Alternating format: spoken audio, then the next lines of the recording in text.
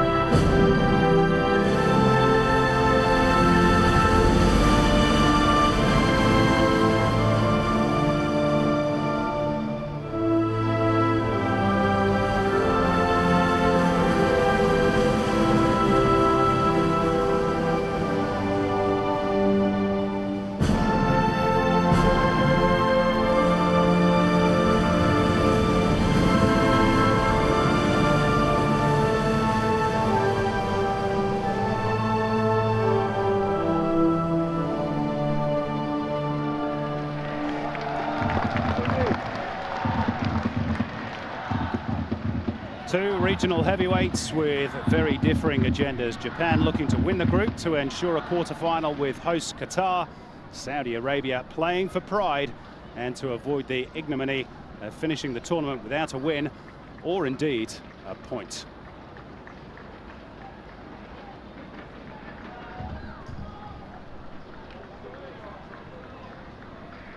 Let's take a check on the team news. Saudi Arabia making one change. Saud Kariri drops out of the starting 11 and isn't even on the bench, so maybe an injury for the Al Ittihad veteran. In his stead is Abdul Atif, but otherwise it's as you were with the other 10 given the chance to redeem themselves, including captain Yasser Al-Khattani, joint top scorer at the last Asian Cup, but strangely subdued here. Japan make 3 changes. Goalkeeper Eiji Kawashima, of course, suspended after the red card against Syria. So Shusuke Nishikawa picks up where he left off on match day 2. Daisuke Matsui and Keisuke Honda are both carrying injuries. The former is out completely, and we're told he will play no further part in this tournament. The latter, though, is on the subs bench.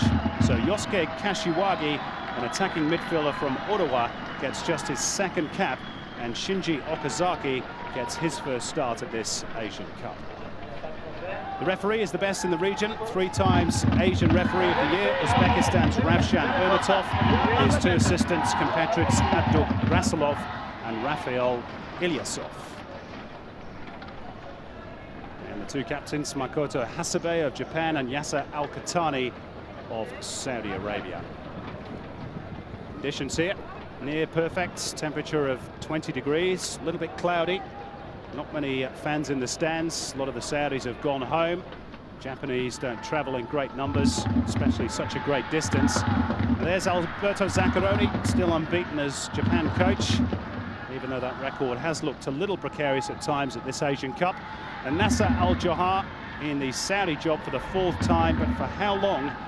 Already Claude Leroy is being tipped to take over as the Saudis contemplate yet another coaching change. So Japan top of Group B, but only alphabetically from Jordan. They've got 4 points from 2 games. Jordan in second. They play Syria. Kick off simultaneously, of course. They're playing at the Qatar Sports Club down the road. Syria in third, still with a good chance to go through. And the Saudis bottom without a point and just playing for their national jersey.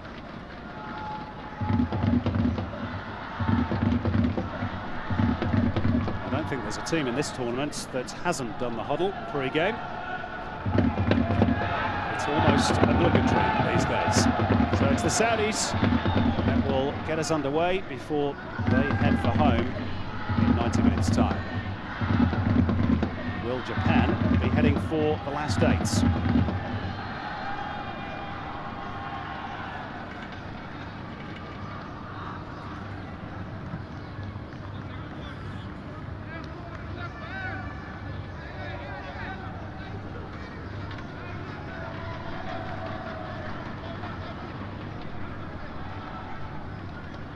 All eyes waiting towards the near touchline, where the AFC official will give the referee the nod, and he's okay to blow the start of the game.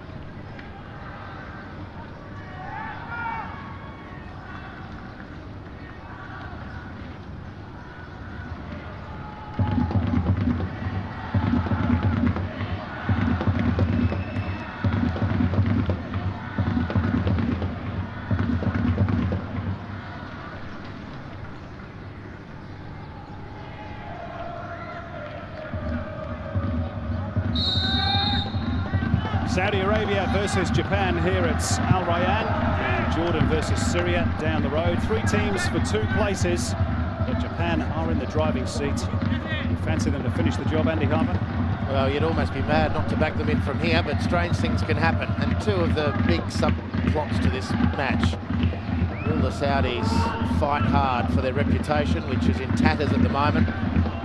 And is there anything to the murmurings coming around the Japanese press corps that things aren't that happy under coach Alberto Zaccaroni? Of course, the news of the team's announcement just an hour or so ago, there was a bevy of interest circulating around the team sheet to see that Keisuke Honda had been dropped to the bench. That has stimulated quite some excited and feverish responses in the Japanese press corps. Officially, he's carrying an injury. Officially. He may well be, of course, but behind the scenes there's a lot of speculation that he's been questioning his role in the team. With the coach, Zaccaroni, it's been interpreted by this decision as cracking the whip just a little bit. Free kick for the Saudis, and Yasser Al-Khattani onto it smartly. Fire is just wide of the post. Well, he's been very, very quiet, strangely quiet at this tournament, Yasser Al-Khattani, without a goal. He wasn't too far away there. Japan's defence switched off. Dangerous sign early. They can't afford to allow Saudi into the game. And the surest way to make sure the Saudis can't muster any sort of rearguard and final action is to snuff them out early. But it's strange, 2 of the star acts from 4 years ago, Iraq's Yunus Mahmoud and the Saudi skipper Yasser Al-Khattani, both been very quiet in this tournament. Al-Khattani, of course, got the Asian Player of the Year award in 2007 on the back of his performances in Southeast Asia. But football goes in cycles, and Saudi's in a barren spell at the moment. That's well dispossessed by Okazaki, and really no more than toe poke towards goal by Ryuichi Maeda, who's still trying to find his best form this tournament.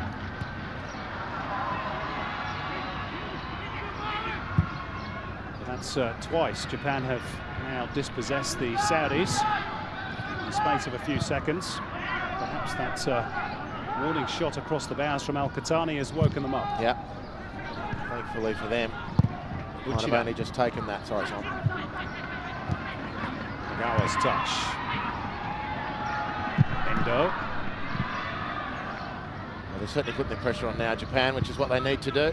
Lining up with a 4-2-3-1.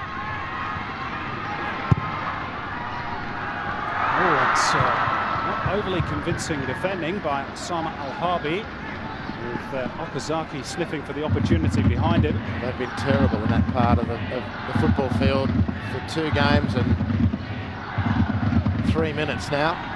Terrible in the centre of defence. They're both tall, imposing physiques. Real positional ignorance at times. The casualties continue to mount up back in Saudi Arabia. This week the Saudi FA chief, Prince Sultan bin Fahd, resigned, fell on his sword. And of course, following the exit of coach Jose Becerro, and Prince Nawaf bin Faisal has been appointed in his stead. There's another look at that pretty shoddy defending from Sama Al-Harbi. There was some speculation, Andy, that Sami Al-Jaber, the famed former Saudi international, might get the role, but it appears not. This is Shinji Kagawa. Chance here. That's better defending, and then a foul by Okazaki on Kamil Al-Musa. Maeda just too slow out of the box. He had Okazaki free to his right. He decided, which was quite reasonable, to zero in on goal himself, but he was just too slow in doing it. Okazaki, with that first steal, resulted in another chance for Maeda. Nagatomo. So it's the new boy Kashiwagi who's playing in the middle of 3 attacking midfielders. Okazaki on the right and Shinji Kagawa on the left. They all want to play in that attacking midfield role, though, don't they, Andy? That's the problem. They've got so many gifted players in that part of the field. Really, it's a regular goal scorer they need, Japan.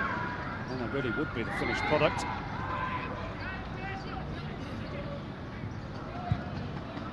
Well, I'm assuming that Jong Tae-se, who's the striker for North Korea, Japanese-born, at some point would have been eligible for the Japanese national colours. I wonder if they're regretting not having moved on him. I don't think he was interested, though, was he? Probably not. I mean, that might have been the key factor in the whole thing. But you certainly have him at the front of this lineup. And it changes complexion markedly, doesn't it? Takahara was the main man this time 4 years ago. Bundesliga based with Eintracht Frankfurt. In fact, this is a completely new team that played Saudi in the semi-final 4 years ago. Takahara and Tsuro Yanagisawa are really the last regular goal scorers for Japan, and that's going to be the first yellow card of the contest, which will be issued to Uchida for the late tackle on Yasser Al-Khattani. That's his second yellow card of the tournament as well. So Uchida would miss the quarterfinals if Japan get there. Well, it's a cheap one to give away too. There wasn't really a lot in it.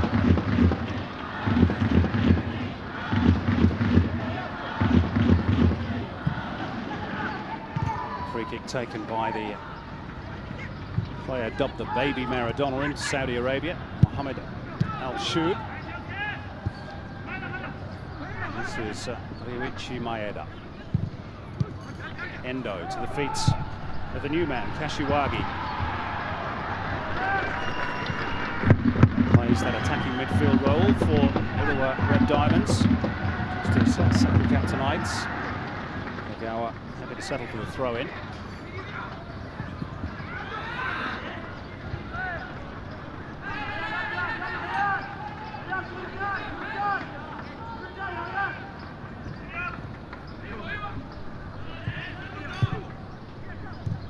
Endo pushes it into the path of Kashiwagi. And Japan will switch the point of attack through Yoshida here to Uchida.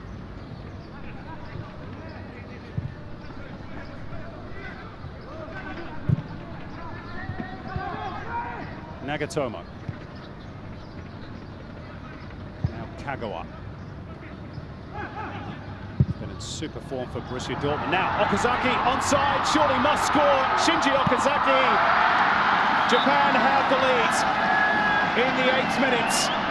And it's Shinji Okazaki who sprung the offside trap and finished with real aplomb. Well, Saudi Arabia's central defence is defence in name only. This is barely recognisable for international defending. It's pathetic, really. What about the goalkeeper too? How's that for a give-up? Complete and utter give-up. Walid Abdullah in no man's land with even less intent to save his team. It's taken 7 minutes for Saudi Arabia to collapse. One wonders what sort of hemorrhage will take place from here.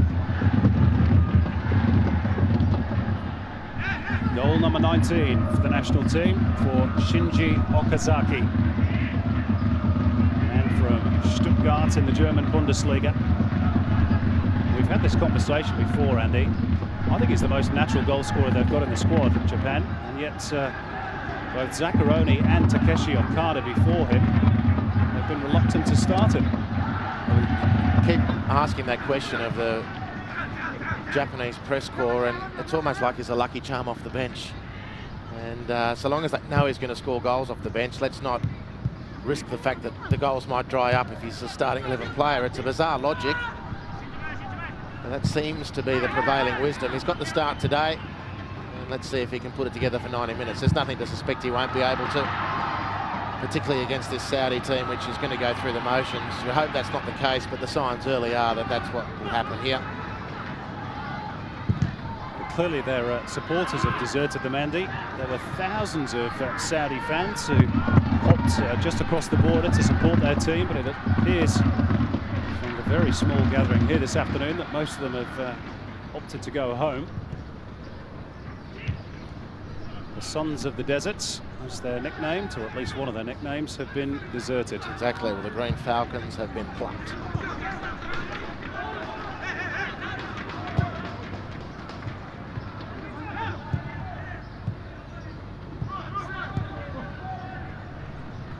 Endo rides the challenge. Too much pace on that from Kashiwagi. There's Alberto Zaccheroni. They've ridden their luck at times in this tournament, Japan. I suppose the mark of a good side is one that doesn't lose, even when it's under serious pressure. And Syria and Jordan have both asked some pretty searching questions. There's no doubt about that. They're rattled clearly. They were better from game 2. After a really stottering performance game 1, but Jordan were fantastic. And they get this huge breather today. By comparison, this should have been the game that sorted the group. Saudi versus Japan, that was many people's expectations.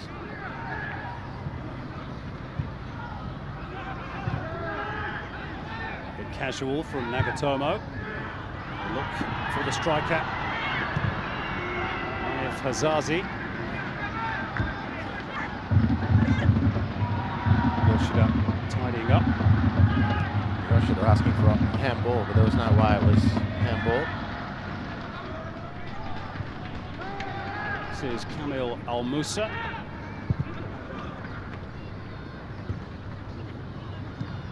Pulled through by Taizir Al-Jassim. Saudi's only goal scorer at this Asian Cup so far. Now perhaps a chance. Atif floats it towards Hazazi. No real power or direction his attempt. But where tournaments can turn on moments of luck, it's certainly the case with Saudi. That's very late in the game against Syria. It was Naif Hazizi who had a header from point-blank range, which was brilliantly saved. Kept the Saudis at bay. The points evaporated.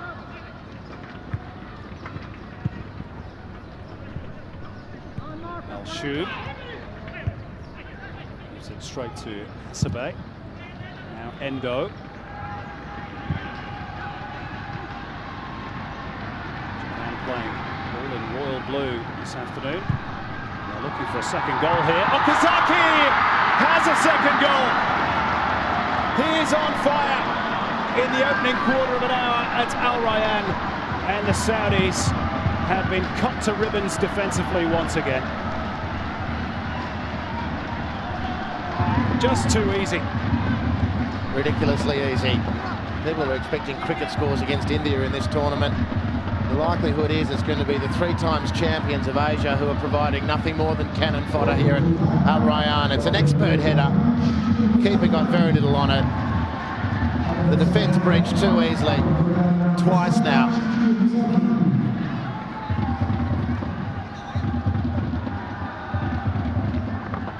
Never mind Lucky Charm off the bench. Maybe he's the Lucky Charm from the off. But he has been helped by some pretty ordinary defending from the Saudis, who look as though they're ready for home already. What a fall from grace it's been, Andy. They've competed in 6 at the last 7 Asian Cup finals. Well, they're just revealing a terrible brittleness psychologically. Talked about the huddle before the game, a clarion call for spirit in the jersey. Well, it's all for show, evidently. Shinji Okazaki, sorry Andy, on a hat-trick already. Here they come again. Shinji Kagawa trying to dig it out. It might drop here for Okazaki. The flag was raised in any case, and he screwed his shot wide. The danger for Japan is that they start getting in each other's way in the penalty area. Air swing to clear. Okazaki adjudged to be offside in any event.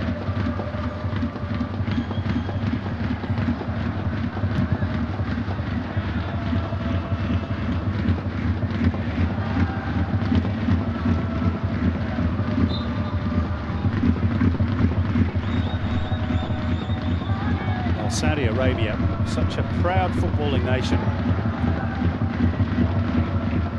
but a mere shadow of the teams of years gone by at the moment. You just wonder, Andy, if you're Jose Peseiro, whether you're not just having a little wry smile. Not that he'll be happy to see his former team being embarrassed, but to sack a coach after 1 game of a major tournament. Well, the problems with Saudi football are not the coaches they employ from tournament to tournament. It seems to be the mentality of the organisation. Players don't perform, coaches get sacked. Now, that's the rule of football around the football world. It just seems to be more acute in Saudi. 1 or 2 of the other places in this part of the world.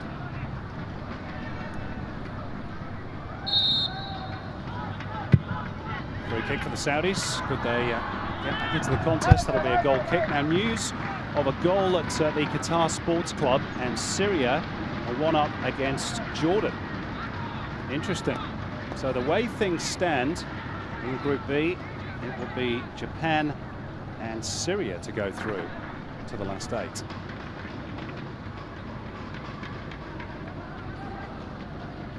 Long way to go, of course.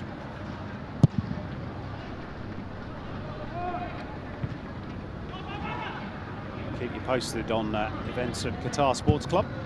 I mean, the question on Jose Peseiro, Simon, is not that he was sacked after 1 game here, as obviously flawed as that approach is. It's that he survived the World Cup failure. I mean, they showed enormous patience for Saudi football operators to keep him in the job after they failed to get past Bahrain. Here's Shinji Kagawa. Sorry to break away, Andy. It's as though it was opening up again there for Japan.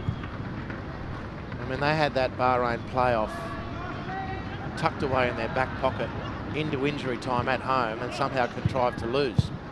Still, Pesero kept his job then. I don't know why they waited till the first loss here at the Asian Cup, which in many ways was an unfortunate one. That game could have gone either way. But having done so, why would you sack a coach one game into a tournament? Well, It just doesn't make sense No, to me. Very few things make sense sometimes in the world of football, Simon. The official line from the Saudi FA was that he made serious mistakes in his approach in the first game, and they had to be corrected. Well, they've not, have they? Here's Okazaki, the two-goal hero. Ashiwagi turned into a cul-de-sac. This is Ahmed Atif.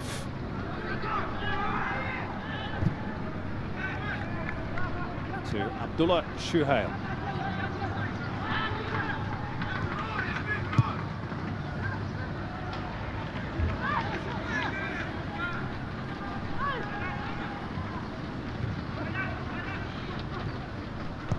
Just given away far too cheaply again by the Green Falcons.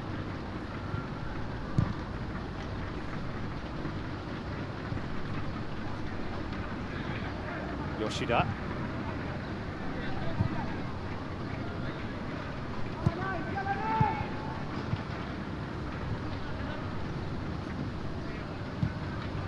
Just on Yoshida, Andy, given the tightness of this group, how it's worked out, how vital was that injury time equaliser that he scored against Jordan?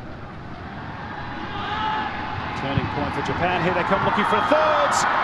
They have a third. Ryoichi Maeda. And Saudi Arabia could be getting a bit of a hammering here this afternoon. They're 3-0 down, and we've not yet played 20 minutes. A first goal of the tournament for Maeda, and it's 3-0 for the Blue Samurai. Well, you've got to be careful not to go out too hard in your condemnation of Saudi, because they've still got 70 minutes to avoid complete humiliation. It's a beautiful cross from Nagatomo. It's a finish with real touch from Ryoichi Maeda. I've been waiting to see him score a goal for the Blue Samurai. He's picked an obvious day to do it. Zaccheroni can now relax, making me think back to Game 1, 2002 FIFA World Cup, Japan-Korea, Saudi Arabia versus Germany. Miroslav Klose scored 5 with his head that day, and the Saudis' reputation was in tatters. Well, this has got all the hallmarks of turning into a vivisection.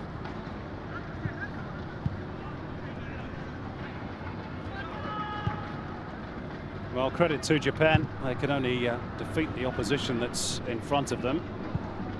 They've still not won, of course, but gee, even at this early stage, Andy, it's difficult to see a Saudi comeback from here. I think it's more a question of whether Japan choose to go on with it or not. Saudi are a shambles, aren't they? Total shambles. There's no application, there's no desire, there's no will. No wonder their fans have deserted them in their droves. It's a long way to come to this stadium as well, out at Al Rayyan, almost in the middle of the desert. Most of them have thought, well, we're not going to bother. There you go, the fouls committed. Saudi Arabia, not that we're saying that fouls are good things, but they haven't yet committed a single foul, and they're 3-0 down. That shows their rather slipshod and disinterested approach in one respect.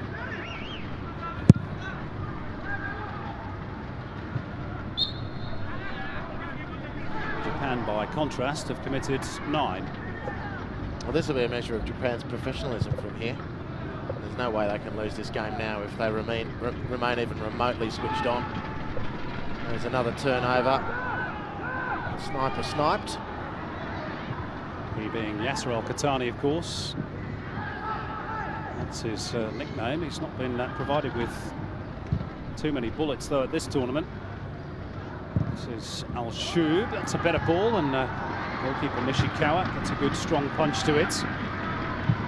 Japan will move forward. Endo just dispossessed for a moment by Taisir.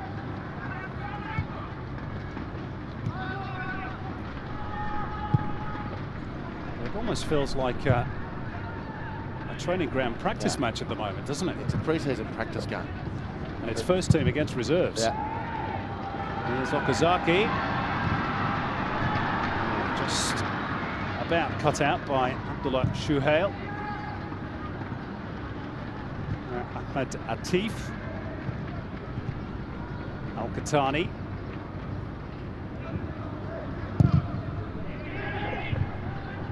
Just sort of lazily swung forward really by Kamil Al-Musa. No real belief that a teammate was going to be on the end of it. And this is Uchida.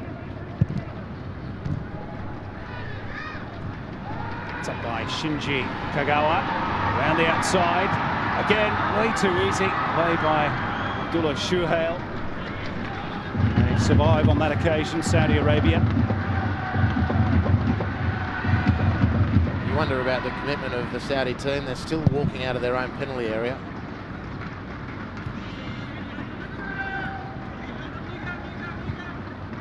So easily been 4-0 seconds ago. We might get another chance now for Japan.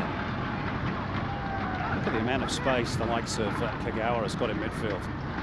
Well, it does look like a pre-season training game, Simon. But first versus reserves has more spite than this because the reserve team are trying to get a place in the first team. This looks like one of the big Asian clubs or big European clubs going to a fourth-tier Northern European team and getting a 13-goal hammering under their belt before the comp starts. To feel good about yourself. Okazaki. Uchida. Lovely run through the legs of Ahmed Hatif.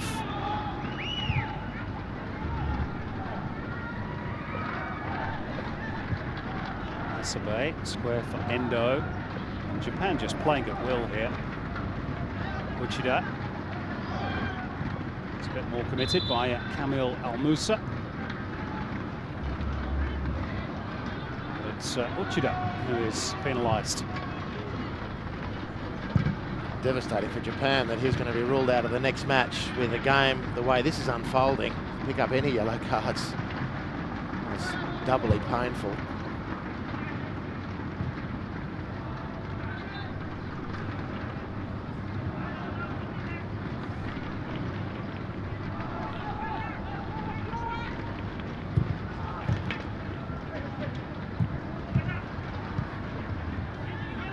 This is the fifth time that Japan and Saudi Arabia have met in the finals of the Asian Cup. Japan have won 3 out of the previous 4. Barring a miracle, it's going to be 4 out of 5. Here's Kashiwagi. Nagatomo, back to Endo. Okazaki, Uchida up in support. Rolls it into his path. And Walid Abdullah clutches the ball.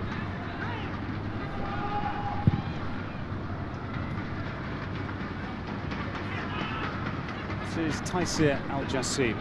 There's the Saudi Arabian stats, and they've played almost the entire game in their own half. There's the Japanese by contrast. Heated spots very much in the Saudi Arabian half. If you want more on those statistics, both individual and team, visit the AFC official website. You'll find everything you need to know about this Asian Cup tournament. www.the-afc.com is the address.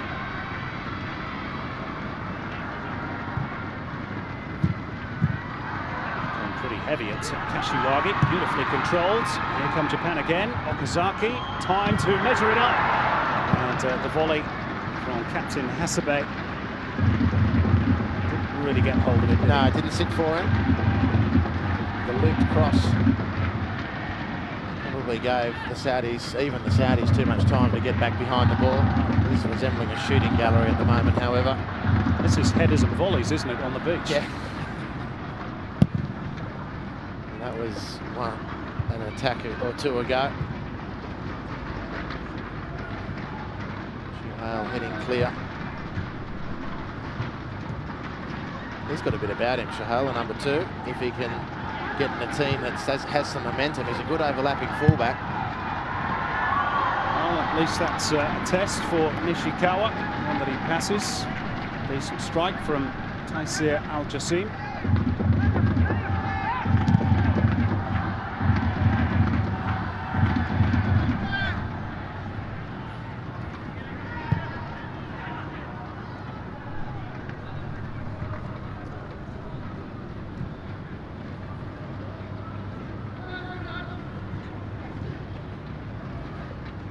It's going to be a long afternoon for the Saudis, but the good news for the neutrals is Japan are a very enjoyable team to watch. Yeah, this will be an excellent hit out for Japan in preparation for the knockout matches. Starting with Qatar, will be their opponent in the quarterfinals, finished second in Group A. Convincing win last night against a very disappointing Kuwait. How about this, Andy? There's going to be a change already. Is that due to an injury, or is that just the coach feeling he has to do something? Well, this is a coach trying to show the local, or the Saudi Federation and Olympic Committee that I'm doing something. There can be nothing more to it.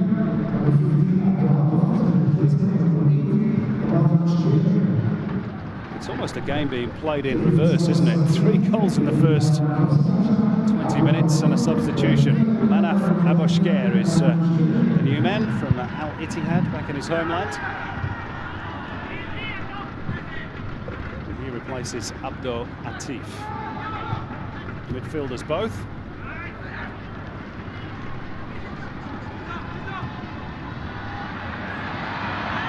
It's a good strong run by him. Nagatomo does love to get forward. It's one of the really arresting sights of watching the Blue Samurai in full flow. The 2 fullbacks, Uchida and Nagatomo. Great athletes, great footballers too. Enormous amounts of ground covered. Nagatomo, one of the experts at that in the entire competition, actually, down the left-hand side. Of course, probably not too unreasonable to start projecting to that quarter-final. Nagatomo down the left up against Qatar's weak defensive spot, right fullback. There without Mohamed Kasola as well, of course, through suspension. This is Hazazi. Patani's touch. Ahmed Al-Shub.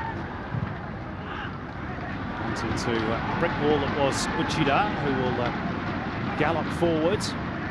Hope of a return ball from Maeda.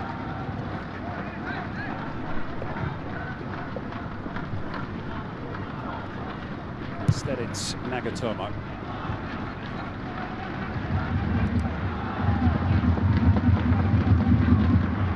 Kono. Square for Yoshida. Okazaki shows Uchida.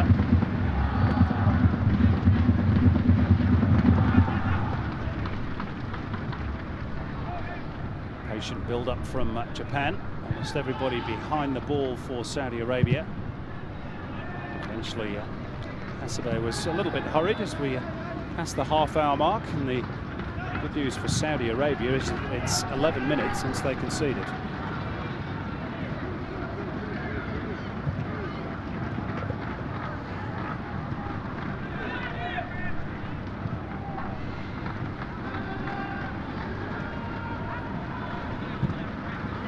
Zaccaroni, the Japan coach, saying that winning this Asian Cup is not really their priority. When you get to the latter stages of a tournament, I think it's probably it becomes it, doesn't it? Difficult to not want to win it. And I don't think those comments went down terribly well in Japan. Yeah. I think he's had to sort of about face.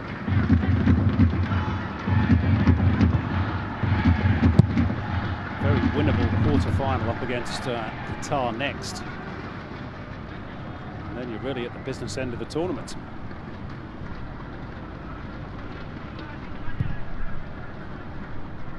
The Saudis gone. And it's only Japan and Iran who can remain in contention for the first team to win 4 titles. South Korea, if they prevail, it will only be their 3rd. You say only, but they haven't won it since 1960. Forward by Housawi. Maybe this is a chance for the Saudis, but Azazi not quick enough. No foul either.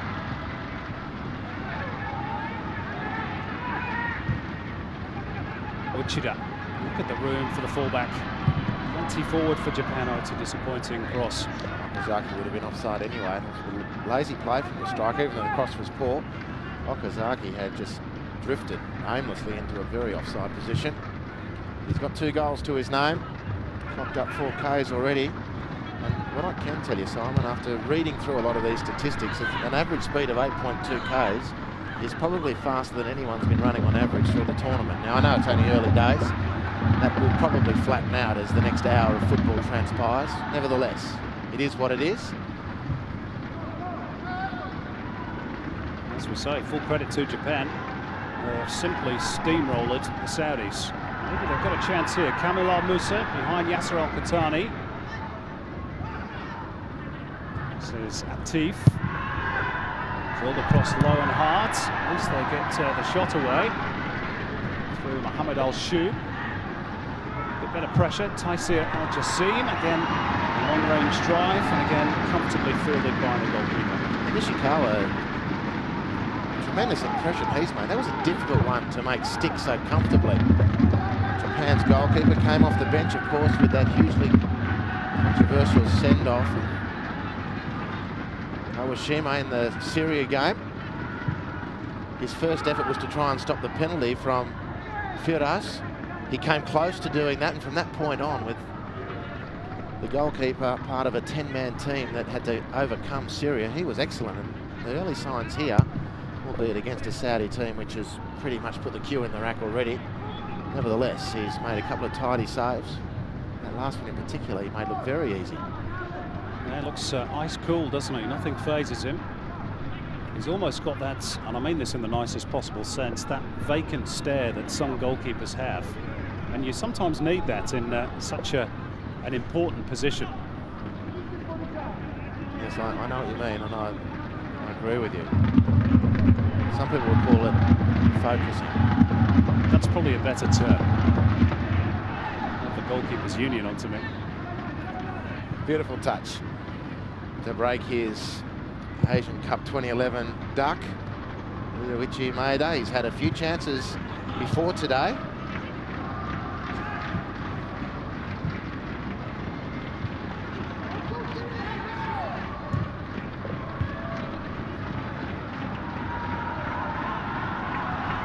Saudi Arabia, a little bit better of late, and they've perhaps got a chance here. It's well defended by Nagatomo, just to take it away from the oncoming Naif Hazazi. Nice pass from Yasser Al-Khattani. Excellent coverage from Nagatomo.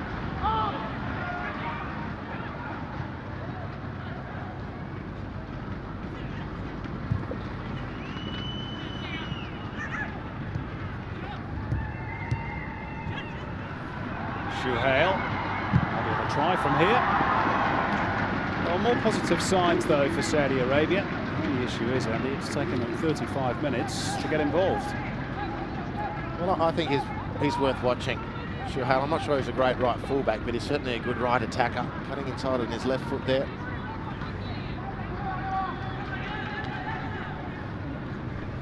News of another goal at the Qatar Sports Club. It's all tied up between Jordan and Syria, 1-1. And both contests going the way a lot of people expected, if not on the scoreboard, certainly as contests. The Jordan-Syria game just shaped up to be delectable.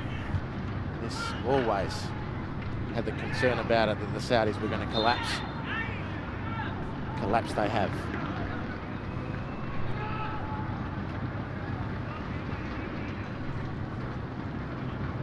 By Kashiwagi. Big chance for him, just his second cap tonight. They're getting a few sympathy votes from the referee as well, Saudi Arabia. Not sure how he saw one sinned and one sinned against there.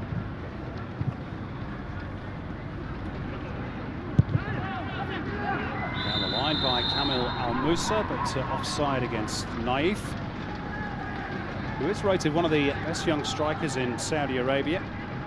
10 goals in the Saudi League this year, 45 in 68 matches in total for Al-Ittihad. It was a tight call, that one.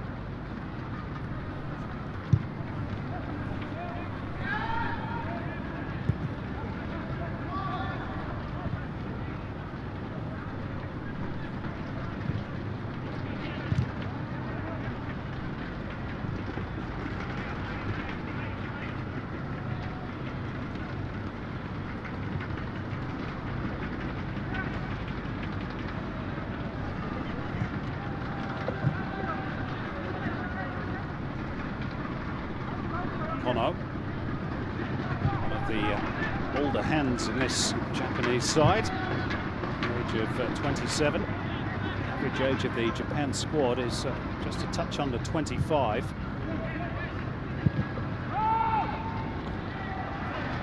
Ichida, now they move Copa Japan, and Shinji Nagawa with the shot.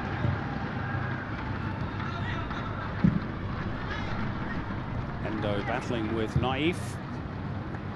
Shuhail to Al-Shub. Good tackle by Kono.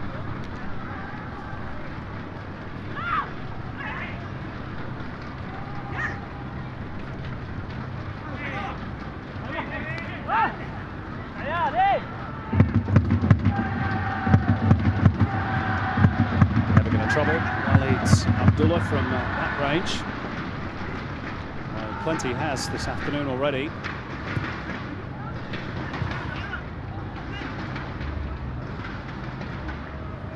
If you're Al Johar, the Saudi coach, Andy, what does your team talk at half-time? Do you berate the team? Save your breath. Throw the teacups, or just... You save your breath. Stay quiet. For the defence you have to mount in front of the Saudi Football Federation. That's true. I mean, the fact of the matter is he's a staff coach. He's come in because they sacked the #1 man, Jose Pereira. He'll be held to account in part, but he's an apparatchik. He's not the main man. And he'll just slip back into the boot room of Saudi football. I can use that reference. I tell you what, I wouldn't at all be surprised if a number of these players are called to account. It's all very well sacking coaches, but it is the pride of Saudi football which is taking a complete shellacking at the moment, and it's the players who are proving nothing more than turnstiles.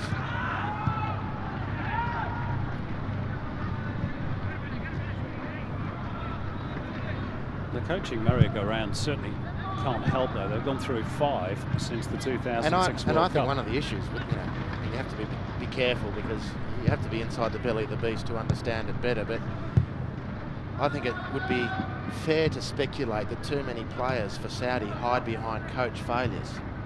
And it's always the coach whose head's on the block, and it's a sequence of players who fail to deliver. Coaches take the sack. Well, they're the vagaries.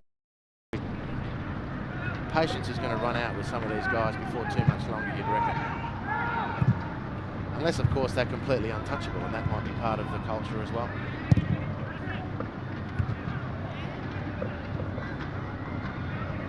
Is it fair to say the fact that all of the players are domestically based as well is perhaps an issue?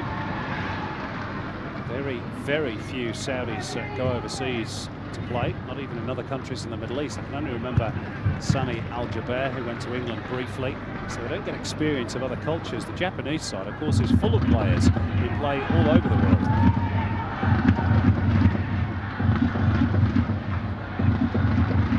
Well, it remains true about Saudi football. When they're hot, they're very tough to stop. When the cracks appear, they take water very quickly.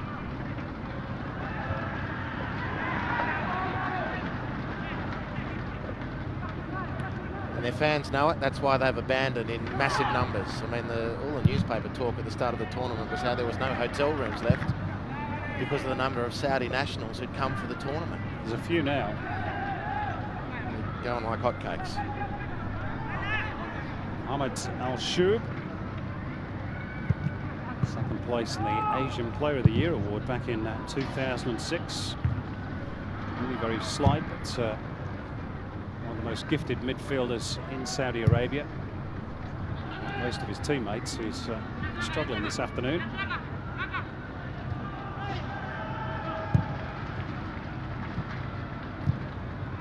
Hassabe, the same wavelength as Kashiwagi. Kamel Al-Musa, touch with a little flick from Yasser Al-Khattani.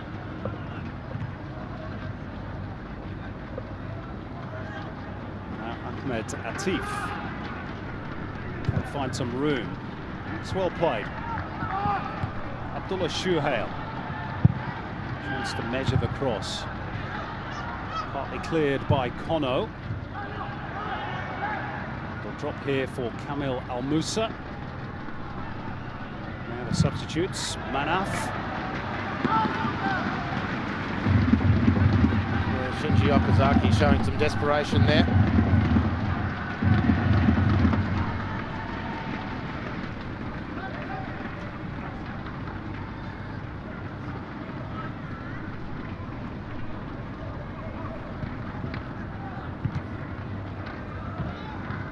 So a reminder, if you're just tuning in, Japan 3-0 to the good here.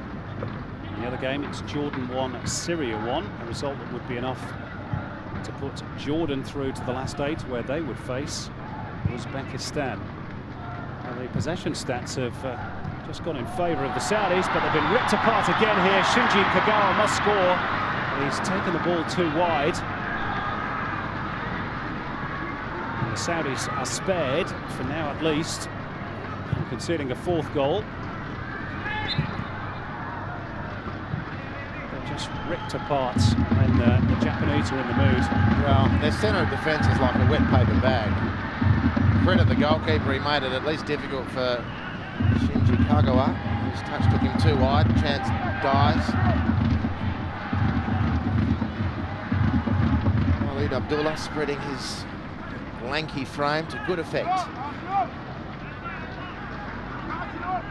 Well, can the Saudis get into the half-time break without further damage?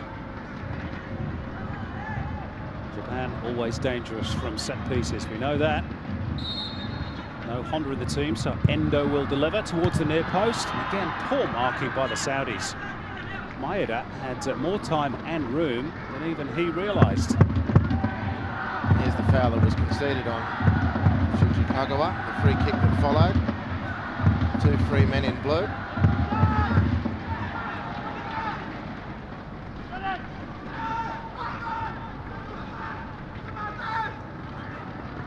Endo's ball in. Good fist clear by Walid Abdullah. Nagatomo hairs after it. On the line for Kashiwagi. Again, no real pressure on the cross. Now Saudi can perhaps think of a counter for Mohamed Al-Shoub.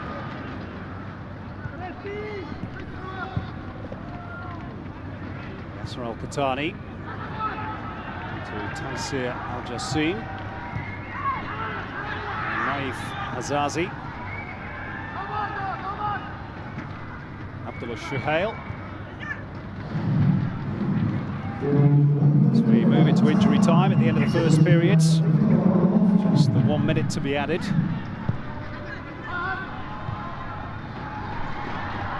Now Shuhail. Weave his way past Endo.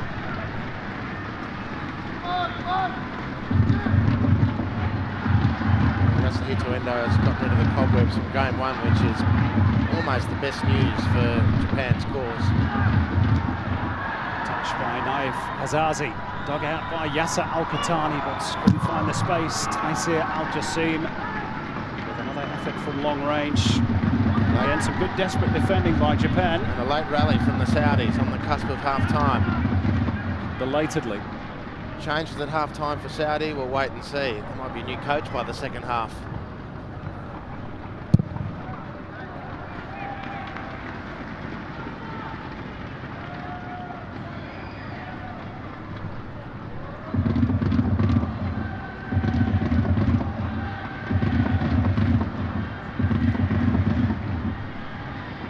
Great shots from our cameramen, aren't they? They deserve a pat on the back as well. Doing a great job here in Qatar.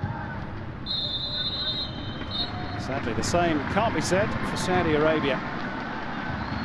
They have been absolutely and utterly outplayed and dominated by Japan in this first half. 3-0 the scoreline. Shinji Okazaki has helped himself to 2. Ryoichi Maeda with his first goal at the tournament as well. And at the interval, it's Saudi Arabia 0, Japan 3.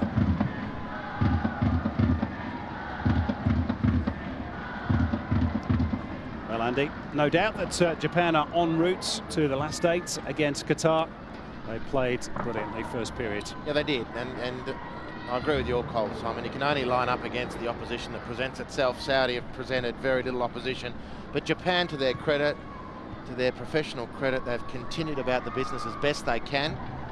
They should be 4 up. They'll have to settle for 3 up at half-time, and unless something absolutely remarkable happens in both dressing rooms, they'll go on with it in the second half.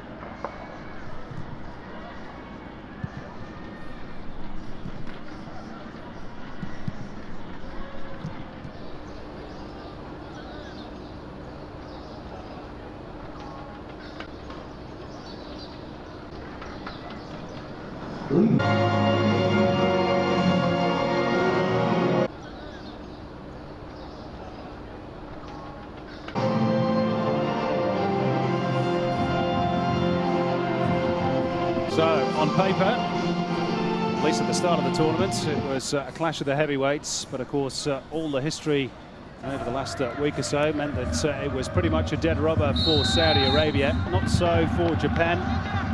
They still needed at least a point to ensure qualification for the last 8, and they got off to a pretty positive start. The Saudis, as they've demonstrated, Andy, throughout this tournament, are pretty weak defensively. Well, we were wondering if the Saudis would aim up today to try and save face. We learnt very early in the match that wasn't going to be enough of a motivation for them. They've taken a complete bath in this first half. Japan have done as well as they can to maintain some sort of tempo. But for fans of Saudi football, it's just embarrassing to watch this. They've come with no fight, no tick-up, no desire. Japan are doing what Japan need to do, and that's win the football match. They're creating as much distance between them and Saudi as they can. The danger for Japan coming into this game was twofold. Firstly, that Saudi would come and defend their reputation, and secondly, that Japan wouldn't score early enough, thereby allowing Saudi Arabia to grow into the contest. Well, the Japanese team made sure neither of those things came to pass. They scored early. They've effectively, to use the vernacular, rubs the Saudis' noses in it, and they've maintained that rage as best as possibly can for 45 minutes. Okazaki with the first 2. Beautiful work from Nagatomo. Aida with his first. That was the scoring complete 3-0. Should have been 4, could easily have been 5. And who knows what will eventuate in the second half. But just non-existent marking from the Saudis for all 3 goals. Credit to Japan. They played some eye-catching stuff as they normally do. But, the opposition has been pretty weak thus far this afternoon.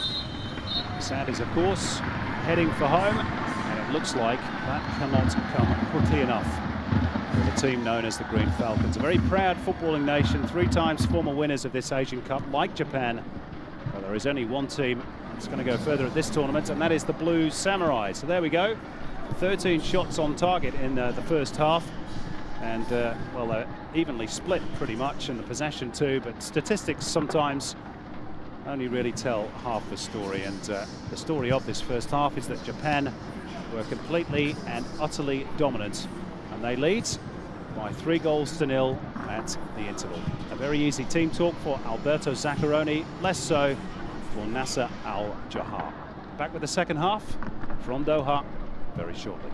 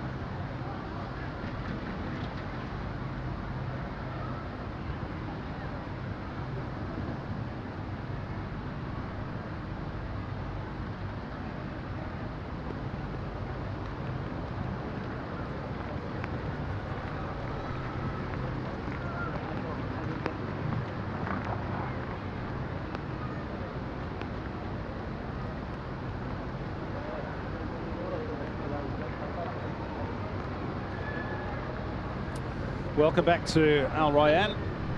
You know that the natural order of things is rather upside down when it starts raining in the desert, and when Saudi Arabia are about to leave the Asian Cup without a point. But both those scenarios are reality here in Doha. The rain has begun to fall, and Saudi Arabia trail Japan by 3-0, having lost both of their first two games at this Asian Cup.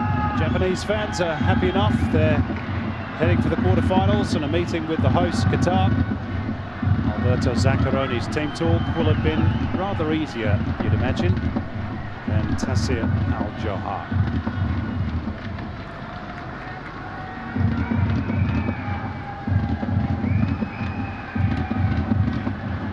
It's as though Zaccaroni is going to make his first change.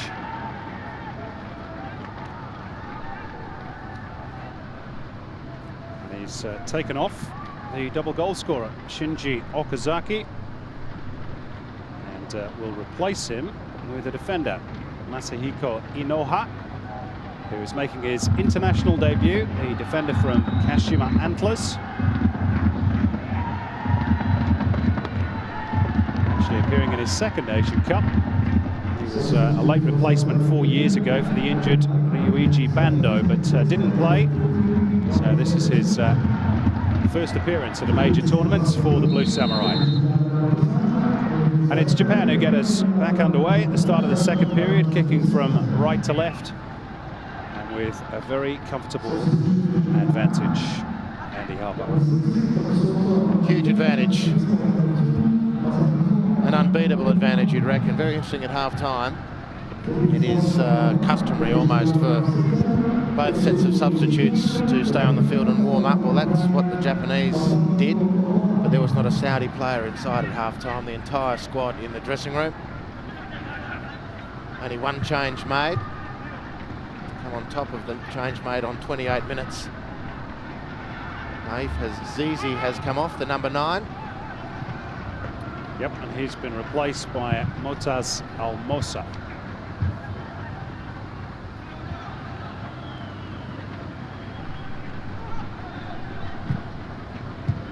Already the result is academic here at Al Rayyan. Barring a miraculous sort of a comeback from the Saudis, but they will be, as we said at the start, Andy, playing for pride, but there was precious little evidence of that in the first half. Yeah, none. I think the second half is a new opportunity for them.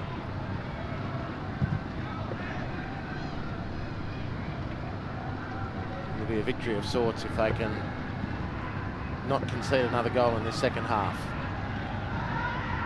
There's Ahmed Hatif, Abdullah Shuhail, Yasser Al-Qahtani was just blocked there by Yoshida. So the change from Alberto Zaccaroni to get Inoha on is give him some game time. He's moved out to right fullback. Uchida will be missing next game, 2 yellow cards.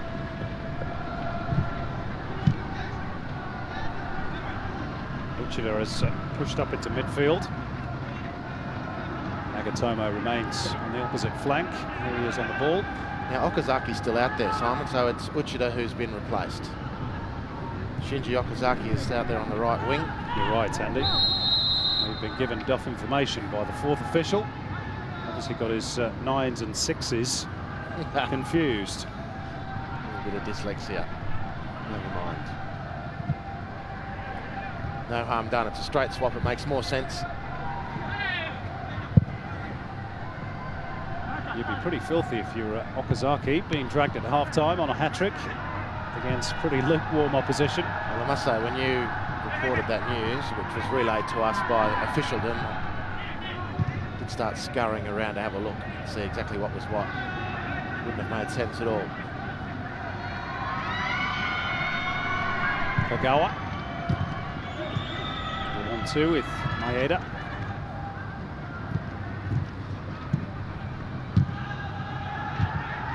Yasser Al-Qahtani needs to make the ball stick and wait for support, which is pretty slow in arriving. It was pretty zippy getting the ball that far. It was impressive from Saudi. Good to halfway. The problem for Saudi now is any time they play some decent stuff, people are going to say, well, where's that been for the other 44 minutes? And previous 2 games. Well, as you pointed out in the first half, Andy, they were cursed by a bit of bad luck in the opening match, and they've not really been able to recover since. They still haven't played well enough. I mean, when you're Saudi Arabia, you needn't be relying on luck in the Asian Cup. Too big with too many resources and too much history to rely on those sorts of uncontrollable things. And Nagatomo breaks for Endo. Square for Hasabe. Now the new man, Inoha. Okazaki. Musa just, I was going to say, prevented the corner, but he's not quite managed that.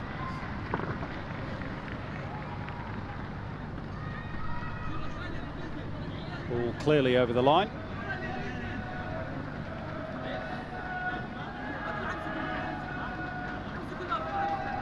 It's actually got quite chilly at Al Rayyan. The rain continuing to fall, and Saudi Arabia still continuing to fail to mark up from set pieces. What a free header from Yoshida.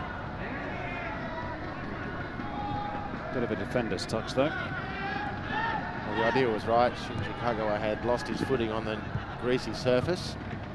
And down he goes again.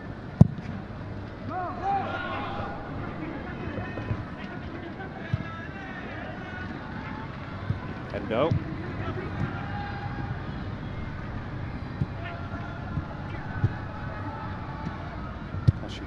Now Inoha to Okazaki. Waiting for the overlapping run. Good ball in too. And there's Ryuichi Maeda to make it 4-0 for Japan. His second goal of the game. And again, just a routine move and a routine finish for Japan. Saudi Arabia just not at the races.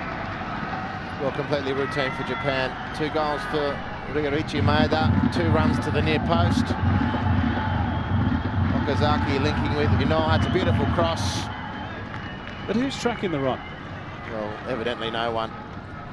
Keeper comes and swats at flies. Even the flies have gone home. Walid Abdullah gets nothing. Maeda gets everything and the goal. Japan 4, Saudi Arabia 0.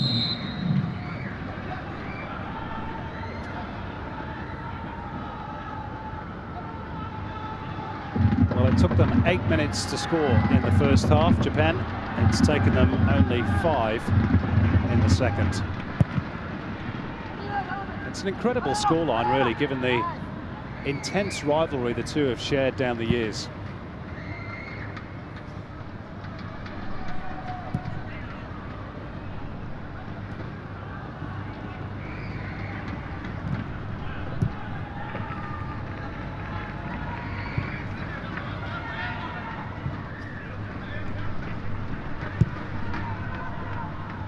Did beat the Saudis 4-1 in the final back in 2000. Funnily enough, Al-Jahar was the coach then as well for Saudi Arabia after they sacked Milan Majala. Things don't change. Here's Nagatomo.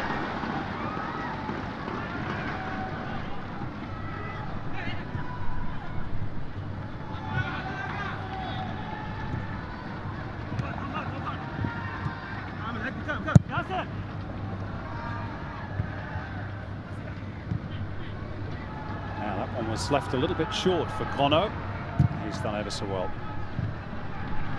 Inoha, Maeda, so both he and Okazaki now on hat-tricks.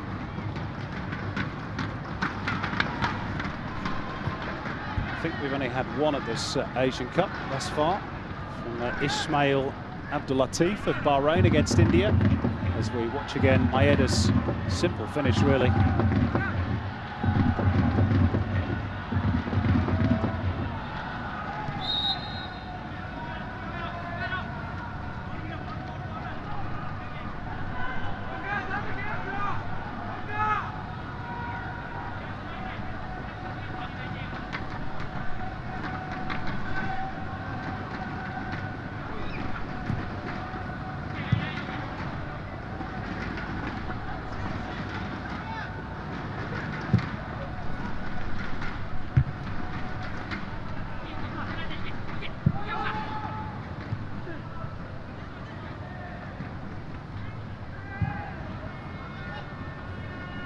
is Abdullah Shuhail into the channel, but no good putting it in the air for the 5 feet 4 inch tall Mohammed Al Shub.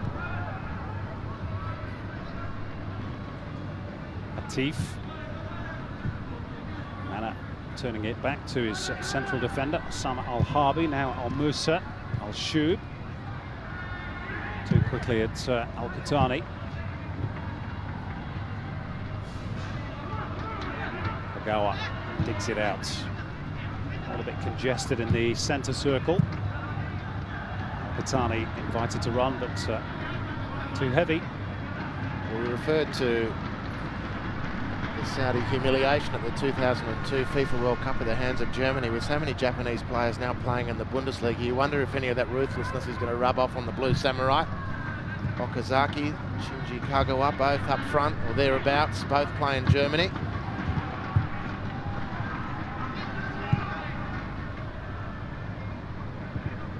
Well, the goals, of course, will help them to finish top of the group, because if Jordan do snag a winner, remember they're tied at 1-1 against Syria at the moment. The two teams drew earlier on in the group stage, so it would go down to goal difference. So not much doubt that Japan will finish top, unless there's a blitz of goals at the Qatar Sports Club.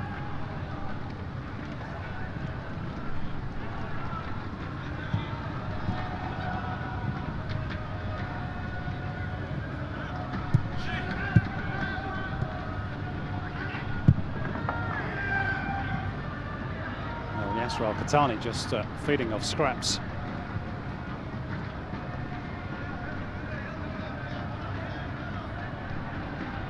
Alberto Zaccaroni with the glasses on the sideline. Must be very happy with the way his team has performed. Been very professional today, even given the paucity of the opposition. Been pretty ruthless, particularly in front of goal. That's not always the case with the Japanese national side. No, it's oftentimes over the years taken them a lot of chances to score one. They've been much more efficient. But the shadow play defending from Saudi Arabia has certainly helped.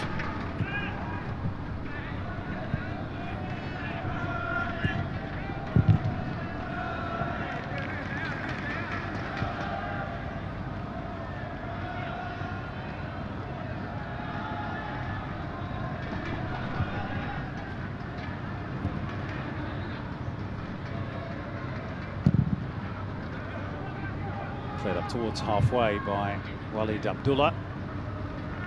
Immediately the ball is returned to Saudi territory, where it's been for most of this game. Ashiwagi, and he finds a white jersey. He's quickly back with the Blues through Hasabe, and he's given it away. A little miscommunication between Kono and Inoha. This is Al Shub. A chance perhaps for the Saudis to attack, but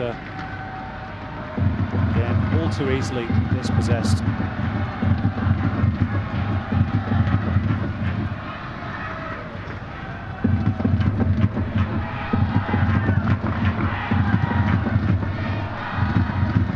Nagatomo.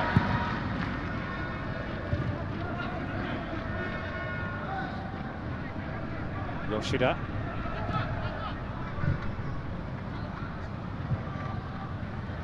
For the run of Okazaki.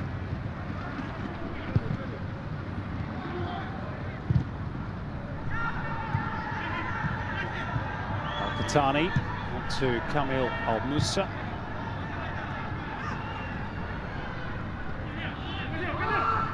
Now one of the Saudi substitutes, Manaf, that's a good ball. Kamil Al Musa, good challenge too by Inoha. Superb defending. Japan just showing signs of being a little bit ragged themselves. You can hardly blame them. I'm surprised they've been able to keep things going for as long as they have with no opposition. But they continue to push themselves, which is to their eternal credit and the mark of their professionalism and the development of their football culture. stark contrast to their opponents here this evening, Saudi Arabia. You mentioned, Andy, the central defence area for Saudi Arabia. Just on the same part of the field for Japan, Yoshida and Kono, who are in effect second or even third choices as a pairing, they played reasonably well at this tournament. Doing well, doing well. They're under serious pressure against Jordan and Syria, who really showed what fight is all about in the football sense. Tremendous competitors, both teams. And they withstood the barrage. Remember, of course, against Syria, they went down to 10 men.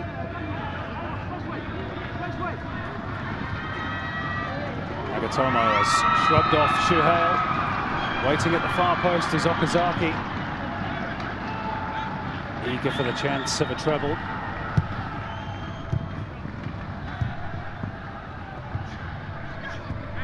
Yeah, those injuries to Nakazawa and Marcus Tulio Tanaka, robbing Japan of their first choice pairing. And their second pairing,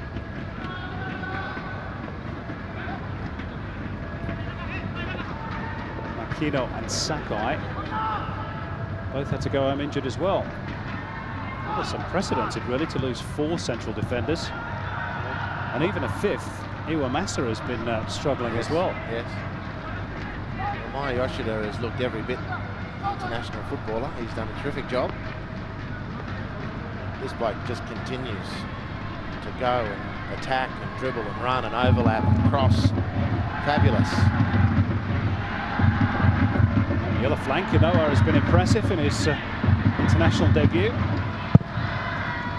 Shoots corner. And there's another reserve, the reserve goalkeeper, who still shows no signs of nerves. This is unflappable. That's heavy body contact. Very heavy body contact. Kamil Al-Nusa.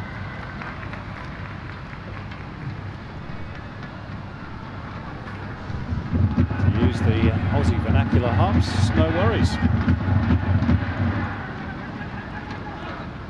Sounds good coming out of your mouth, Simon. If not quite natural.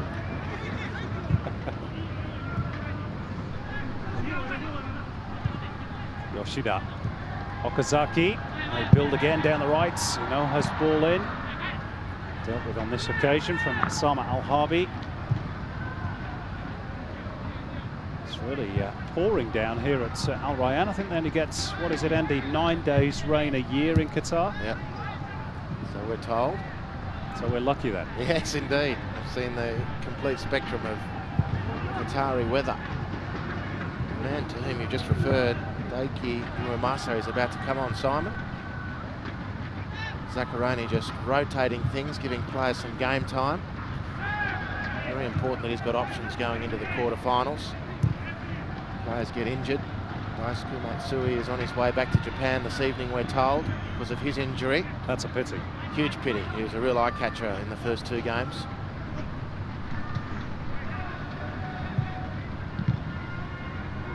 Nagatomo gets a lucky bounce. Across comes Hausawi. And this will probably be the chance to make the change for Japan. It's Yoshida who will be replaced by Daiki Iwamasa, another man from Kashima Antlers. Just his 5th cap as well. He's been carrying a foot injury in this tournament. He gets his chance, and Yoshida, another game.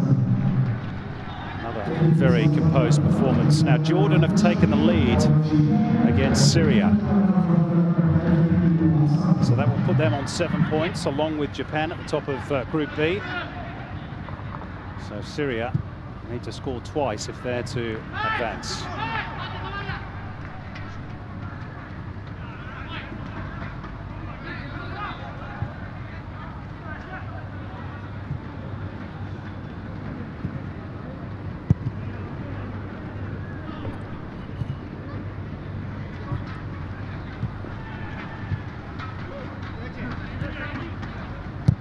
Iwamasa's first involvement.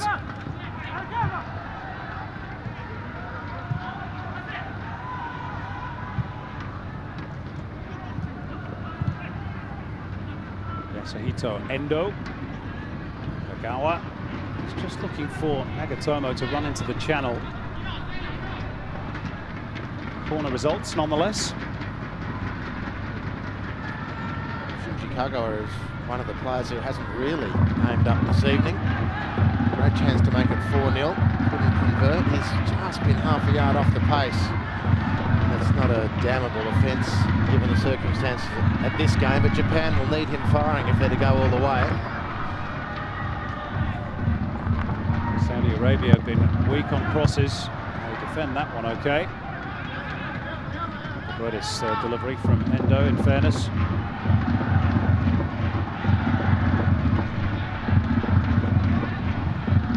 Tomo. Kono.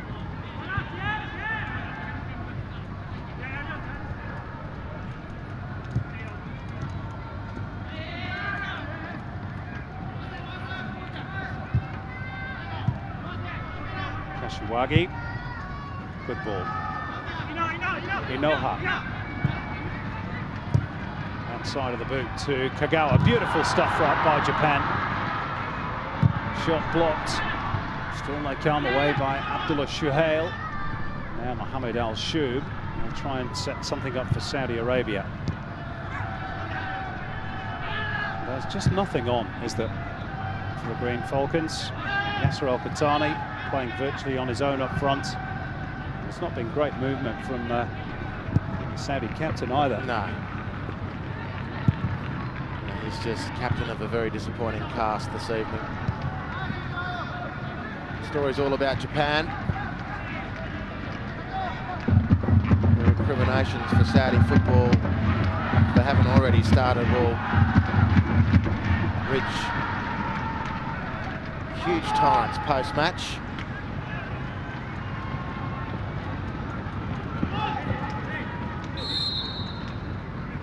Free kick, Japan.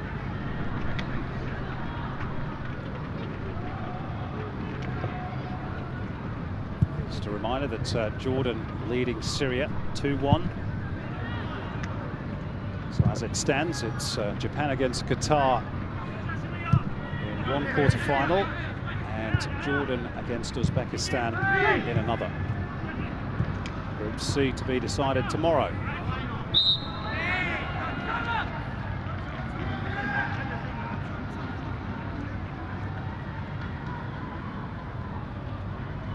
Well, that's Japan's 18th foul. 6 times the number of fouls the Saudis have created.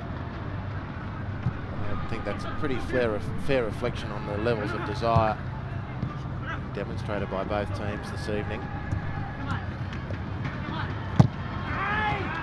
Well, for large periods, Andy, they've been just disinterested, haven't they? Yeah. Saudi Arabia. Well, they've got a yellow cards, which has been dished out to Kamal Al-Musa. Jeez, lucky it's only yellow. Yeah, it's a poor challenge. A referee sees that, Simon. A referee sees that and says that's only a yellow card. I can't work it out. I mean, that's a potential leg breaker. It's completely against everything in the game, the laws of the game, the spirit of the game. That's all very well. The hand of friendship has just been extended, or apology from Kamil Al-Musa was accepted by Shinji Okazaki. But he should be having an early shower. That was awful.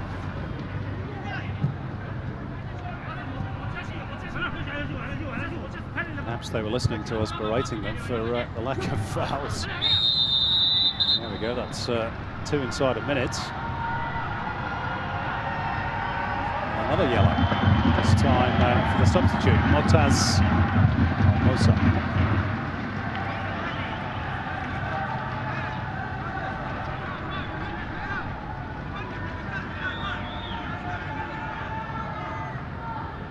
It's another pretty ordinary challenge.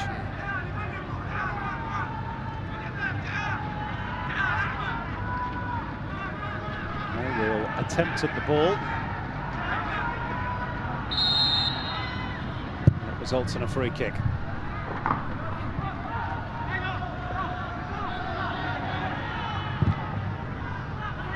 Nagatomo returning it towards the danger zone.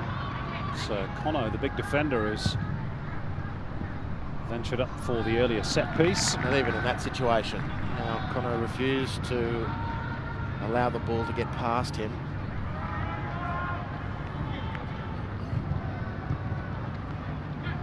Even 4-0 up, and even when the ball's deep in Saudi territory.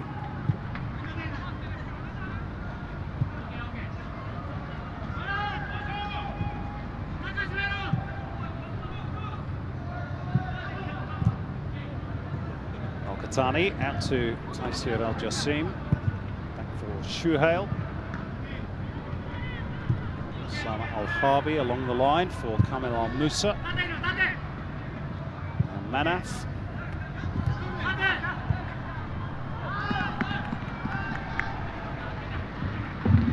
They just can't make any progress.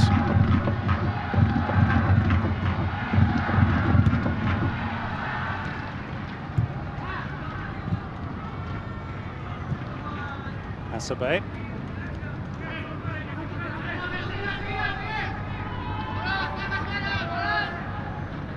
Well, this is as poor a performance, I think, as I've ever seen from Saudi Arabia. You think back 4 years ago, Andy, to that semi-final. A pulsating affair, won by the Saudis, 3-2. Under the impish striker, Malik Moath, who played alongside the then very prolific Yasser Al-Qahtani. Dynamic. It's chalk and cheese, isn't it? Completely.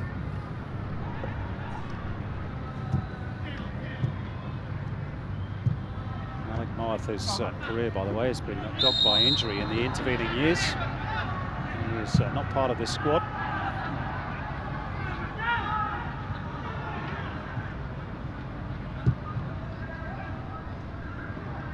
Nagatomo. Shinji Kagawa, clever touch. Clever idea. Ball probably just had too much pace on it from Nagatomo.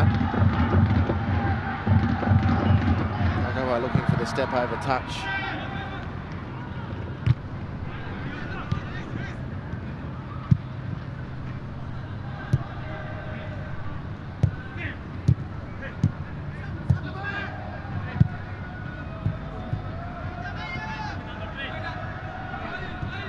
Better football by Saudi Arabia.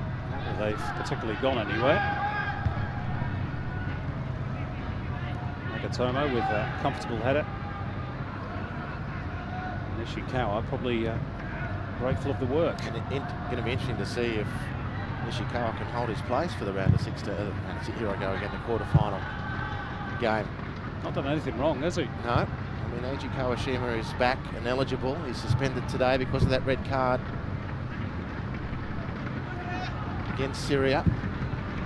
Hassabe beautifully weighted into the path of Inoha. Here they come again, Japan. It's a poor cross. You don't often say that about Japanese teams, Japanese players in those advanced positions. A poor cross, and that certainly was. Otherwise, he's had a good time of it down the right-hand side. Fantastic opportunity for him to get into the swing of things. Preparation for their next match, which will be against Qatar.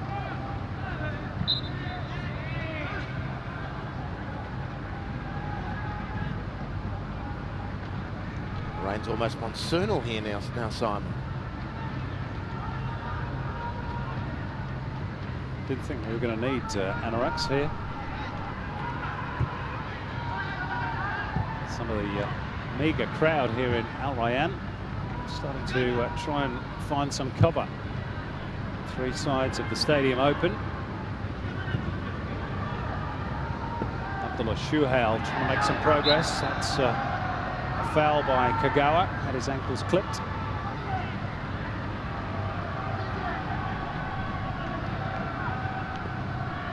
More signs of Abdullah Shuhail and what he can do. An opportunity to sting Japan here. I'm going to throw this to you before you do to me, Simon. What does a goal for Saudi do to the goal difference in the Jordan v Japan battle for top place? Well, nothing yet, as Jordan still lead by 2-1. Japan at the moment on +5, Jordan on +2. So they've got a bit of ground to make up, the Jordanians. Saudi could do them a favour here, though. narrow the gap a bit. Al-Shub. Ono wins the aerial duel. Okazaki clears. He as far as Ahmed Atif. Now Al-Shub. Trying to get within range. Al-Qatani.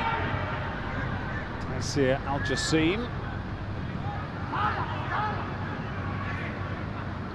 Looks as though they've run out of options though, Saudi Arabia. They have.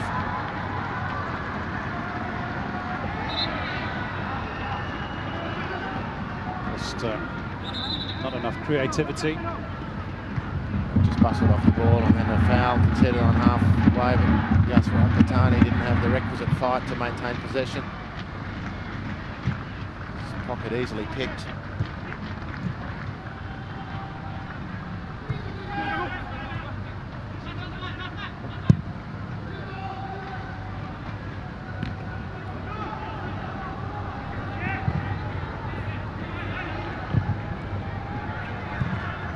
Well, the stats showing things a little bit more even now that we're 15 minutes from the end, but Saudi Arabia just have not been able to hurt Japan at all in any area of the park, apart from that tackle from Kamel Al-Musa.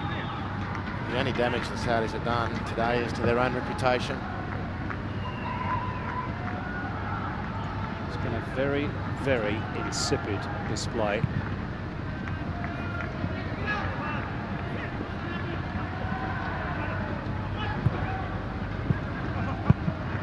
Japan just cruising towards the finishing line.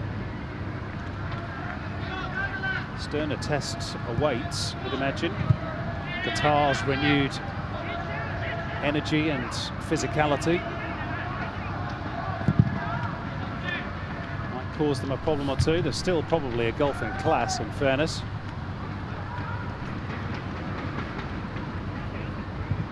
Kashiwagi.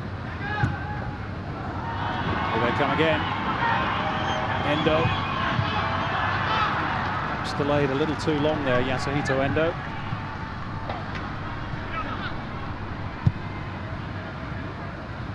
Could they inflict further damage on the Saudis? Already flimsy reputation of this Asian Cup. This is Maeda looking for Okazaki. I think that was in the halfway house from Maeda.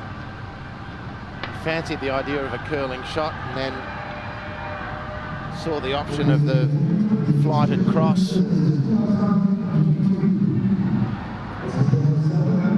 Attendance just been confirmed here at Al Rayyan. I think I'm right in saying it's the smallest one of the tournament, just over 2,000. It's certainly a number that's very familiar here in Doha these days, 2022.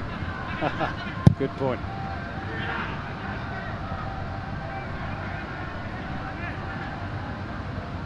Would have been surely a lot larger and something written on this contest for Saudi Arabia. Yeah.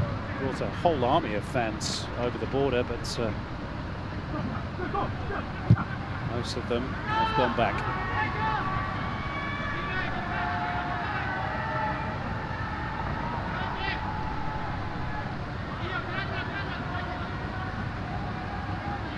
Fascinating with that other game, Simon.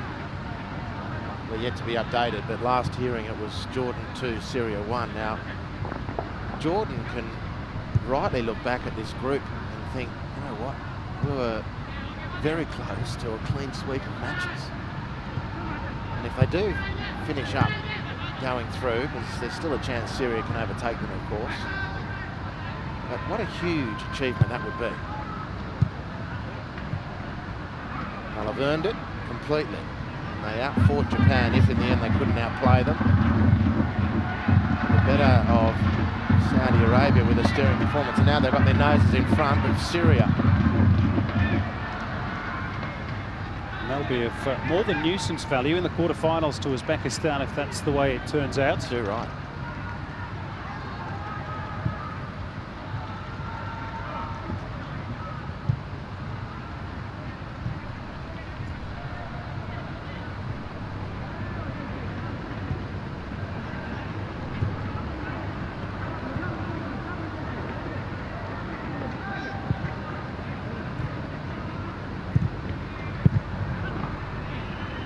Japan, though, barring a miracle, will win the section and maintain their hugely impressive records in Asian Cup finals matches. They've lost just one of the last 20 finals games. That, of course, was to Saudi 4 years ago in the semi-final. This is Okazaki still seeking a hat-trick. Maeda too. They go centrally. Okazaki! He does have a hat-trick! And how? Shinji Okazaki makes it 5-0 for Japan. And he'll take home the match ball unless Maeda claims a share of it. They're almost stumbling over each other, those two in question. In the end, it was a wonderfully sharp turn from Okazaki. Look at that. Spin, touch, shot. 5-0. Now that is beautiful finishing.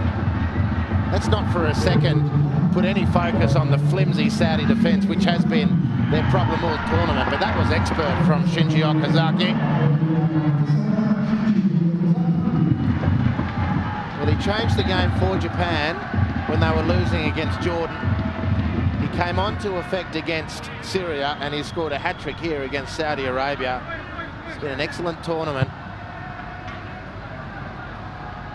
And it's not his first international hat-trick either, it's his third.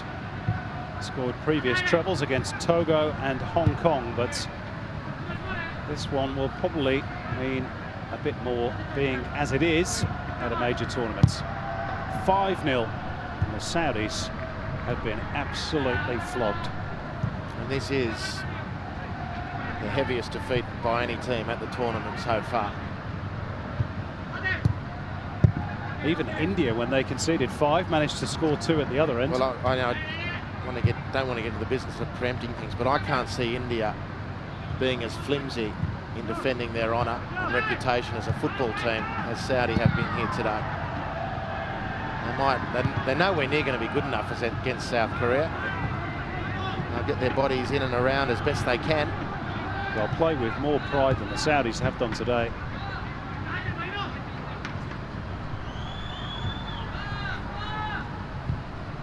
Alberto Zaccheroni is going to go to the bench for the third and final time, and the ball next goes dead.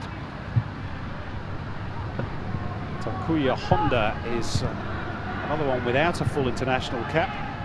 He's going to get some vital experience, which is going to begin very shortly. Yasuhito Endo is the man that will be withdrawn. Welcome rest for Endo. He's looking more like the man we've come to admire the last couple of games. Beautiful footballer, beautiful pass through the ball, beautiful reader of the game, beautiful setter of the tone. Japan need him firing to win this. The rest will do him good. So at least we've got one Honda on the pitch, if not the more famous Keisuke. Takuya plays for Shimizu in the J-League, the Japanese Olympic squads. Now, that's not a bad try from Mohamed Al-Shoub, and just for a moment, Nishikawa was a little flustered. Yeah, good on him. Mohamed Al-Shoub, he's a very, very tidy, left-footed, tricky midfielder. He can strike a dead ball, evidently. Terrific work, Nishikawa. Al-Jassim in towards Yasser Al-Khattani. Brought clear by Inoha. Good strong run too. What a break by Japan. Nagatomo, man free on the left is Kagawa. They look for Maeda, who wants his treble. Oh, what a wonderful move that was. What a wonderful goal that would have been. It would have been. Look at the speed of it, Noah. Wow, that was mind-bending. And the counter-attack was very slick. The pass from Kagawa, from the moment it left his boot, was never going anywhere other than to safety for Saudi. Again, just more evidence that Shinji Kagawa not firing on all cylinders at the moment.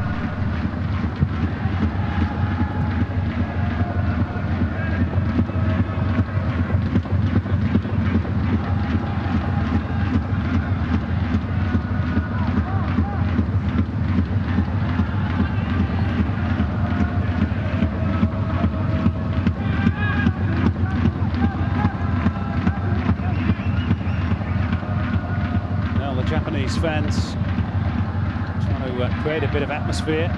It's been a strange sort of afternoon. You picked this game before the tournament, Andy, and thought, wow, that's going to be a real good match, but it's just been a no contest. Well, the expectation was this was going to be the meeting of the tectonic plates. But the earthquake that was anticipated, barely a tremor has resulted.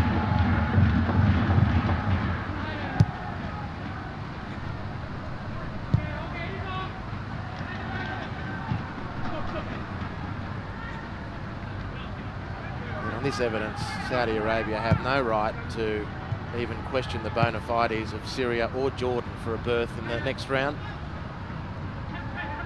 The latter two, who are still slugging it out at the Qatar Sports Club as we speak, have fought and fought tenaciously. The Saudis have collapsed. Still 2-1 in that game, by the way. Jordan leading. As we move into the final 5 minutes here, there's Ahmed Hatif's vital statistics.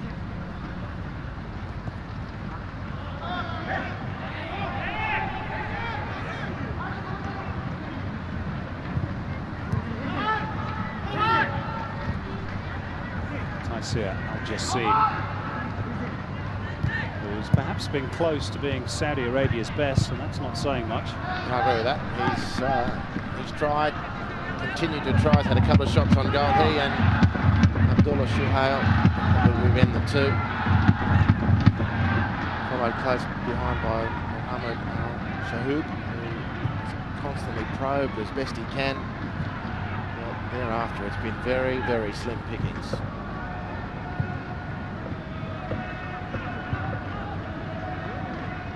Hassabe. Kashiwagi. That's a good tackle, well timed. Still they come, Japan. This is Shinji Kagawa. That's a good last-ditch challenge from Abdullah Shuhail. Yeah, very good. Very good reading of the situation. Kagawa, as the ball looped over to him, there was no pace on the ball. It was looped nicely, but there was no pace on it. He therefore had to, from a stationary position, as we were watching Shinji Okazaki do his business, Kagawa had to make all the speed from a standing start and controlling the ball with the chest. Kashiwagi's corner, another free header. This time for Iwamasa. Saudis managed to beat that one away. The resultant cross through Osama Al-Harbi. Sabay to return it. Noha cushions the header. Kashiwagi, oh, he shaped that beautifully. Walid Abdullah had to palm it behind. Yeah, safety first from the Saudi keeper. Reasonable decision too. The pitch is greasy, shaped up beautifully. Kashiwagi for that one. Good safe goalkeeping. Beautiful technique from the Reds man. Short corner. Whipped in with good pace too.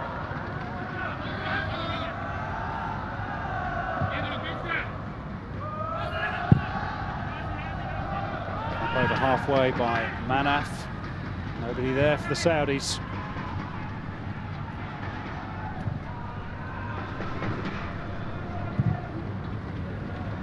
Well, the rain continues to tumble here in Al Rayyan.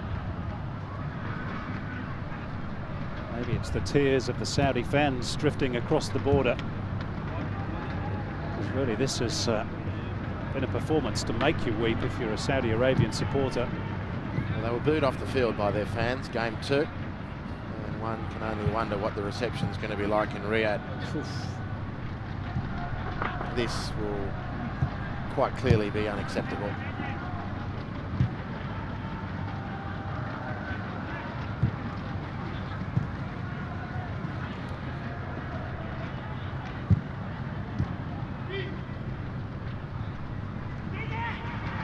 Shinji Kagawa, there's space here as they go looking for another goal. Kashiwagi trying to bend it. He wants to get him on the scoring act, doesn't he?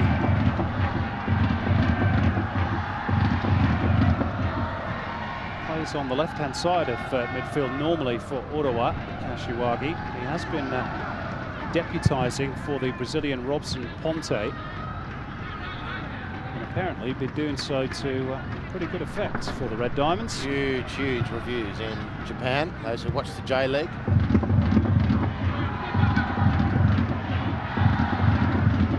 Hasn't been put under much pressure today, so it's hard to get a read on just how good he is at this level. But suffice to say that nowadays, if it was ever any different, you put on the shirt of the Blue Samurai, it certainly means you're a certain level of footballer. They're oozing quality midfielders, Japan, at the moment, oozing.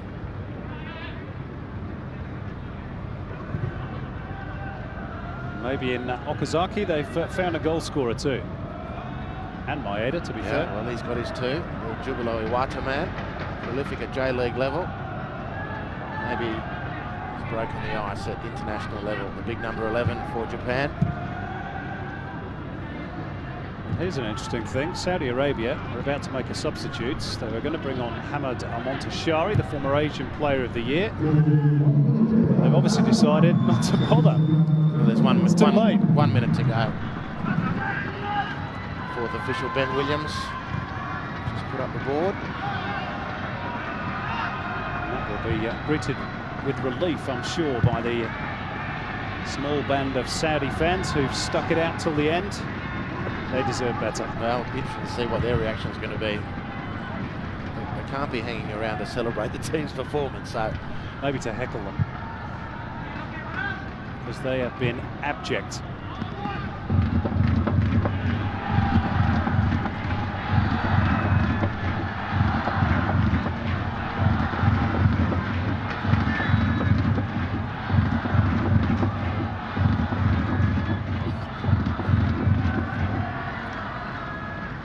Well, I think everybody wants the game to finish, and finally Ravshan Ermatov obliges. A thumping win for Japan, a hat-trick for Shinji Okazaki, 2 for Ryoichi Maeda, but only dejection and embarrassment for Saudi Arabia, who are absolutely shocking tonight. Nassim Al-Jahar, maybe he won't be in the job for very long, but there are serious and searching questions that need to be asked about Saudi Arabian football. Japan's day, they're through to the last 8 to play Qatar. They've defeated Saudi Arabia by 5-0.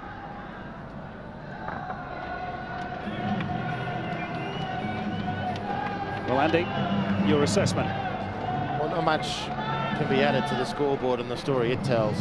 Saudi Arabia came out with a reputation to salvage. They've done nothing but trash that further.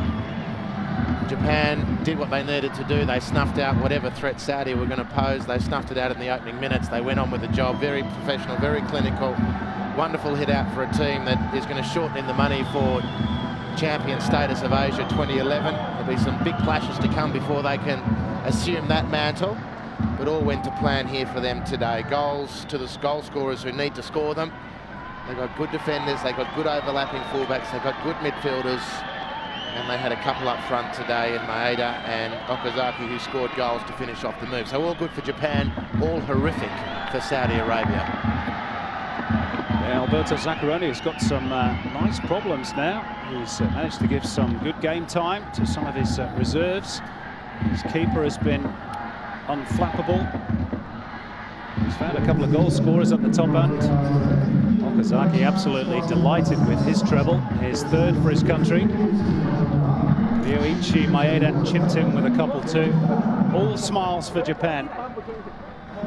They may not have this tournament as a priority. The deeper they go into the competition, the more they will fancy their chances of winning it.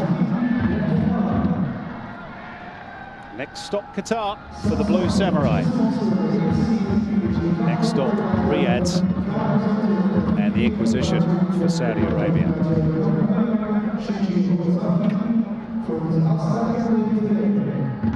Shinji Okazaki, unsurprisingly, named as man of the match. Hat-trick heroes often get that gong. A rich reward for his efforts this evening. All eyes, of course, will then turn to the Qatar Sports Club, where last we heard it was Jordan still leading Syria by 2-1. If that remains the case, they will go through to face Uzbekistan in the quarterfinals as Shinji Okazaki gets his prize.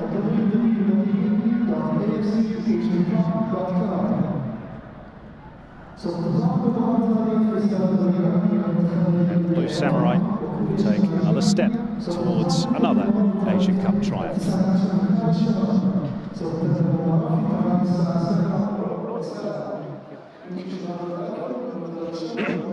شكرا لكم متابعينا الكرام. الكابتن محمد الشلوب، نرحب فيك محمد. أسألك مباشرة، لما حد يمكن يتوقع حينما خسر المنتخب السعودي فرصة التأهل أن يخسر حتى أمام اليابان في آخر المباراة بهذه النتيجة الكبيرة؟ أول شيء بسم الله الرحمن الرحيم. طبعا خسارة غير متوقعة، حتى أن ما كنا متوقعين الشيء هذا، لكن ما الله أراد. وحقيقة يعني من بداية البطولة ما كنا بوضعنا الطبيعي، مباراة ورا مباراة نحاول نحسن، لكن ما الله أراد. إن شاء الله ربي يوفق الجميع إن شاء الله. محمد، ظهرت أصوات أن عدد من لاعبي المنتخب أصيبوا بإنفلونزا حادة أثناء المعسكر أو أثناء المعسكر الأخير، شاهدنا منهم من يلعب أساسيا اليوم. إذا حين نتحدث أنه اللاعب البديل يكون في مستوى اللاعب الجاهز، لماذا إذا لم يحضر اللاعب البديل اليوم؟ والله هذا سؤال فني، لكن في بعض اللاعبين يعني بعد يعني كانوا متعبين شوي وفي بعض الإصابات. لا ممكن من ضمنهم يعني سعود كريري ما شارك يعني للإصابة، لكن الحمد لله الموجودين يعني فيهم الخير والبركة، وما الله راد. حقيقة مباراة صعبة، النتيجة صعبة علينا. أول مرة يمكن أنا أقول لك يعني معليش في حياتي حتى إني يعني أنهزم ب5. يمكن أيضا جميع اللاعبين، ما الله راد. إن شاء الله ربي يوفق إن شاء الله. أخيرا، في خذلان للشارع الرياضي السعودي كابتن؟ والله شوف، أنا زي ما قلت من أول، حتى يوم قبل ما نتأهل يعني معهم حق إنهم يعاتبون ويزعلون علينا، لكن يعني إن شاء الله إنهم يتقبلون عذرنا ونوعدهم إن شاء الله بطولات القادمة إن شاء الله. شكرا. الله يعطيك العافية.